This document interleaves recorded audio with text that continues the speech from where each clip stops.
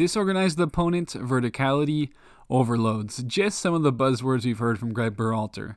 The man who was fired from a second division side in Sweden for lack of attacking play moved to the Columbus Crew, where he honestly had a side that played some decent attacking football, but he also had one of the best playmakers in MLS at that time, Federico Higuain, and he was played as a 10 or second striker. And that is something that Berhalter just refuses to do at the moment with his preference for a 6 and dual 8s. It's clear watching the U.S. men's national team recently that the play in possession is just too stagnant and slow, but with the post-match comments made by Gregg Berhalter, he made it clear that's really how he wants his team to play. He claimed that the team was dominant, checked almost all the boxes to win the game, and that was hard to remember a performance away from home that was so dominant without getting results when talking about the match versus Canada. And all this does is reaffirm that just what we saw in possession versus Canada is what Berhalter wants. In Berhalter ball, the ball gets moved around slowly, the fullbacks push high up, the 8s tend to fill in the spots that are vacated by the fullbacks.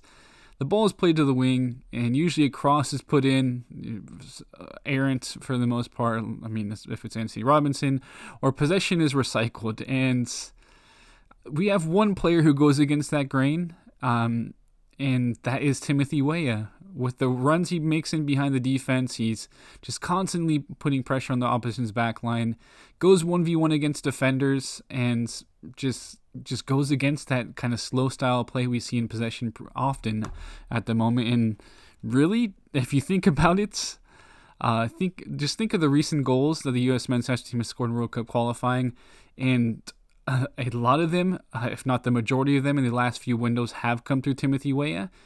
El Salvador. So Timothy Weah was played over the top into space. He beat a defender. His shot was saved, but then Ferreira flicked down the ball to Anthony Robinson, who ended up putting the ball in the back of the nets.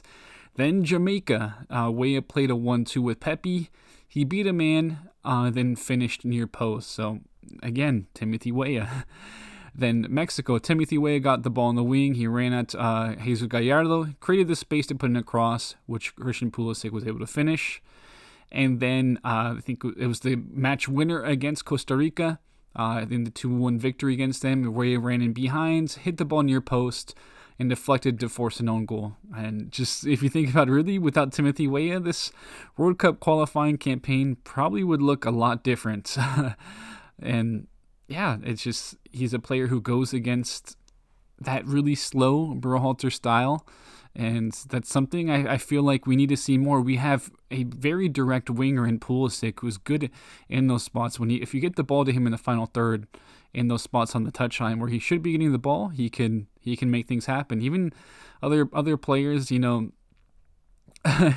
like Jordan Morris would benefit from being a bit more direct. Brendan Aronson for playing a bit more direct. It's just the players we have on the wing don't fit that very slow style. Maybe if we had, an amazing number 10 who could pick up passes, like a Riquelme type or something like that, sure, maybe we could play that slow style play. But even, Giovanni Reina or a couple of those guys, Ledesma, Luca Del Torre, could possibly be those guys, if we played a slower style play to pick out some of those passes. But we just don't have a player like that with that type of ability if we're going to play a slow possession-based style, in my opinion.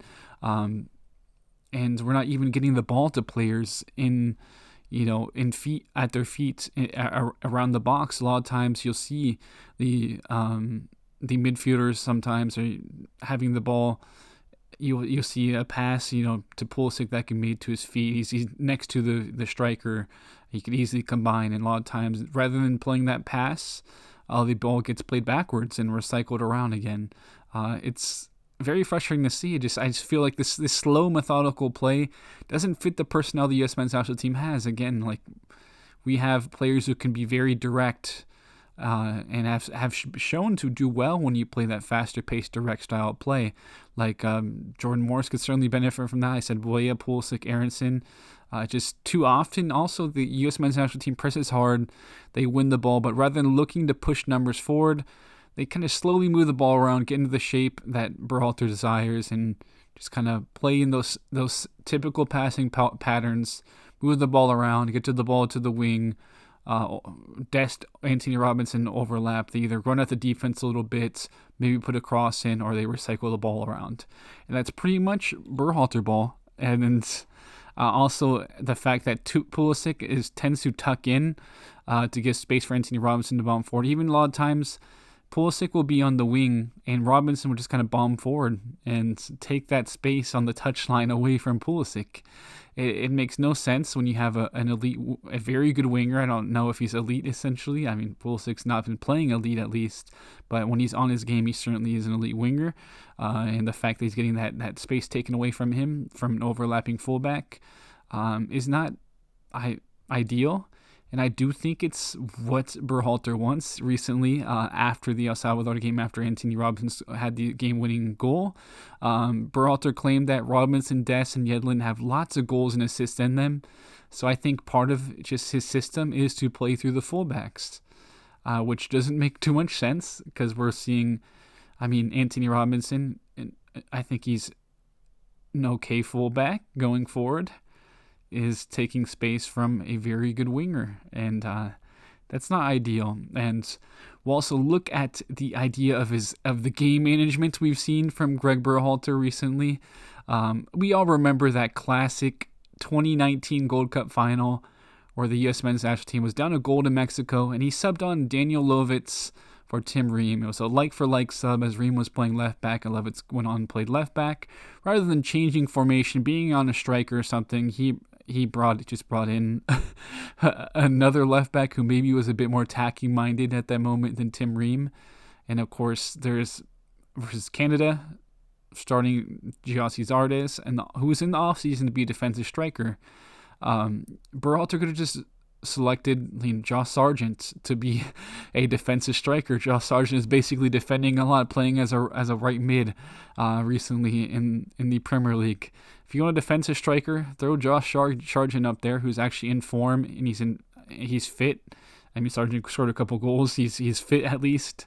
And we just started Pepe, who's actually played some competitive games recently. Say, hey Pepe, can you press a lot? Can you run a lot? It just doesn't make sense whatsoever. The game management selection are just not there. And also just the fact that Berhalter waited until the 70th minute to make those changes versus Canada. The team looked a lot more dangerous after those subs, but it was just way too late. I think Pepe should have came on at the half. And you could have even brought some of those other subs on maybe earlier, but at least Pepe should have came on at the half. The team looked looked refreshed, had some more ideas, was getting in some good spots. But just too little too late, and that's been a common theme. Also a lot of very late subs by Berhalter, or the wrong subs. You'll see us down and bringing on Christian Roldan.